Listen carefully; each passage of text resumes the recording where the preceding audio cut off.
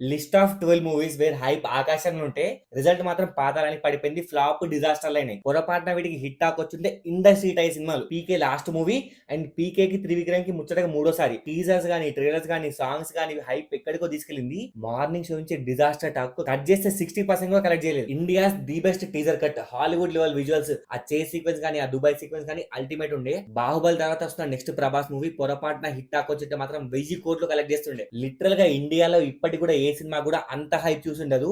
ఎంతటి హైప్ అంటే ఫ్లైట్స్ పైన కూడా కబాలి పోస్టర్స్ ఉండే. తమిళనాడు గవర్నమెంట్ ఒక మొత్తం 1 డే హాలిడే ఇచ్చింది జస్ట్ బికాస్ ఆఫ్ ఈ మూవీ రిలీజ్ కాబట్టి. But disaster movie. Mahesh Babu Murugadoss first movie teasers లో ఆ స్పైడర్ చూపించడం గానీ, లేదంటే విలన్ మన ఎస్జే సూర్య అని చెప్పడం గానీ, ఆ ట్రైలర్స్ గానీ, ఆ హైప్ గానీ పిచ్చి పీక్స్ లో ఉండే. ఆ హైప్ కి పొరపాటున పాజిటివ్ టాక్ పడి ఉంటే మాత్రం ఇండస్ట్రీ హిట్ అయిపోతుండే. నాకు ఇప్పటికి కూడా డౌట్ అసలు అంజి సినిమా ఎందుకు ఫ్లాప్ అయింది. అంత గ్రాండ్ విజువల్స్, అంత ఒరిజినల్ స్టోరీ, అంత రూటెడ్ స్టోరీ. లాస్ట్ క్లైమాక్స్ 40 నిమిషాలు గానీ, క్లైమాక్స్ లో శివుడి ఏమంటారు ఆ విశ్వరూపం గానీ, ఇవన్నీ ఉన్నా కూడా సినిమా ఎట్లా ఫ్లాప్ అయింది. That to blockbuster songs. But still ఒక మిస్టరీ ఈ సినిమా ఎందుకు ఫ్లాప్ అయిందని చెప్పి. మగధీర తర్వాత మళ్ళీ తెలుగులో అలాంటి ఒక పౌరాణిక సినిమా, దట్ టు ఎన్టీఆర్ అప్పటి వరకు చేయని ఒక హిస్టారికల్ రోల్, దట్ టు ఆ సాంగ్స్ గానీ, టీజర్స్ గానీ అన్ని పెద్ద బ్లాక్ బాస్టర్స్. కట్ చేస్తే ఫస్ట్ షోకే ఫ్యాన్సే అల్లాడిపోయారు. అంత రాడ్ డైరెక్షన్, అంత రాడ్ సినిమా. దూకుడు లాంటి ఒక బిగ్గెస్ట్ కమర్షియల్ బ్లాక్ బాస్టర్ తర్వాత రిపీట్ అవుతున్న కాంబో. దట్ టు ఆ టీజర్స్ లో, ట్రైలర్స్ లో బాబు కామెడీ పిచ్చెక్కించిండు, పంచుల వర్షం కురిపిస్తుండు. బట్ ఒక్కసారి ఫ్యాన్స్ థియేటర్ లోపలికి కూర్చున్నాక మళ్ళీ దూకుడు స్టోరీ ఉంది కదరా. తీసేది మొత్తం రామాయణం కాబట్టి, ఆల్రెడీ ఉన్న స్టోరీ కాబట్టి ఇంకెక్కడ రాంగ్ అవ్వచ్చు అని చెప్పి ఒక గట్టి ధీమాతో ఉండే. ఫస్ట్ టీజర్ వచ్చింది, కొంచెం బ్యాక్ లాస్ వచ్చింది. బట్ ఆల్మోస్ట్ ఒక 6 మంత్స్ టైం తీసుకున్నారు.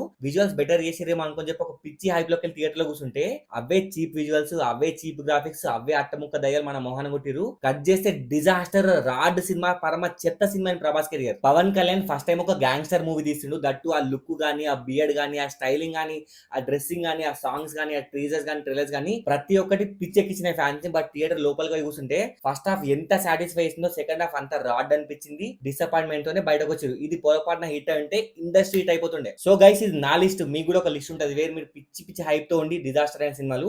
అవి కింద కామెంట్ చేసేయండి. కుదిరితే పార్ట్ 2 కూడా చేద్దాం. So please subscribe to movie మంచి.